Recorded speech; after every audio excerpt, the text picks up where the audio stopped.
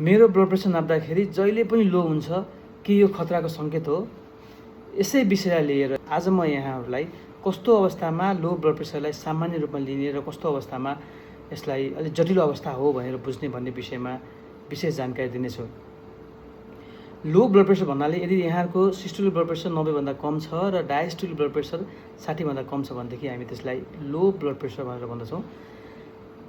मानव तपाईँको blood pressure 80/60 छ र यहाँलाई कुनै पनि किसिमको लो ब्लड प्रेसरको लक्षणहरू देखिएको छैन भनेदेखि यसलाई स्वाभाविक रूपमै तपाईँको ब्लड प्रेसर लो भनेर पनि बुझ्न सकिन्छ।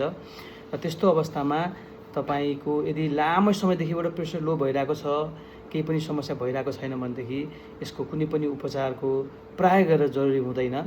तर यहाँहरूलाई लो ब्लड प्रेसर सँगसँगै यसका अन्य लक्षणहरू देखिएको छ, जस्तै बसेको ठाउँबाट उठ्दाखेरि चक्कर लाउने, घुमाएको जस्तो अनुभव हुने, त्यसै गरी चिसो पसिना आउने, छाला चिसो हुने, बेसरी कमजोरी वा थकानको अनुभव हुने, सास फेर्न गाह्रो भए जस्तो अनुभव हुने जस्ता लक्षण देखिएको छ। यी लक्षणहरू भनेको लो ब्लड प्रेसरका लक्षणहरू हुन् र यी लक्षणहरू देखिएर तपाईँको प्रेसर लो भएको छ भनेदेखि त्यस्तो अवस्थामा तपाईँले यसलाई सामान्य रूपमा लिनु हुँदैन। तुरुन्तै नजिकैको स्वास्थ्य संस्थामा गएर यसको चाहिँ लो ब्लड प्रेसर के कारणले भयो त्यसको कारण पत्ता लगाएर यसको उपचार गर्नु जरुरी हुन्छ।